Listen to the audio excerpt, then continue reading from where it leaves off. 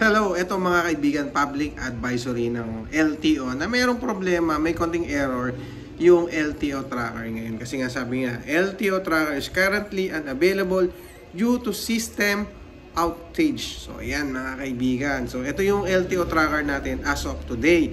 Pero ang maganda dito mga kaibigan, dun sa mga nagtatanong pa paano yung mga plaka nila, delay na yung mga plaka daw nila, and saan at paano sila makapag-update. So dito mga kaibigan, meron silang comment dito na sinasabi, in the meantime, the LTO Transport Office will be using Google Form to accommodate clients to wish to their vehicles plate delivery. Mga kaibigan, ito po yung LTO Courier Services delivery nila. So mga kaibigan, check natin, tingnan natin kung ano yung laman nito.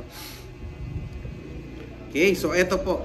Sa mga nagtatanong po ng plaka, ito na po yung pwede nating alternatibong paraan o yung solusyon pa samantala ni LTO para po matrack natin o para malaman natin kung nasaan na yung ating mga plaka. So isa-isa lang natin ng konti, mabilisan lang tayo. Sabi nga niya, LTO Courier Service Delivery. This form is used to follow up delivery of plates and driver's license. Ayan, so mga kaibigan, sagutan nyo lang dito yung mga ibang detalye dyan.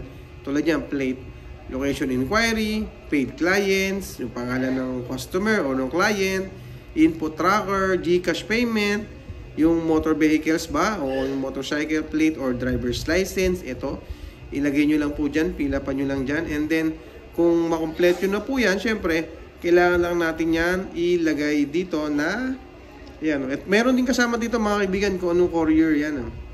GoGo Express, Go21, FS1, kung ano pa man. Then, kung napila pa nyo na po lahat yan, mga kaibigan natin at mga tropa natin, isubmit nyo na lang po dyan sa LTO. Kasi nga, yan po yung form na binigay nila para po tayo mag-update, para po tayo mag-follow up ng ating mga plaka kung nasaan na, or makakarating pa ba yung ating mga plaka. Ayan mga kaibigan. So, sagutan nyo lang po natin yung mga update dyan. Okay? So, yun mga kaibigan, punta rin kayo sa LTO main office, ayan or LTO page nila at makikita nyo po doon yung mga detalye na yan. Okay? So, pwede rin naman, sabi nga nila, pwede rin naman dito sa Google.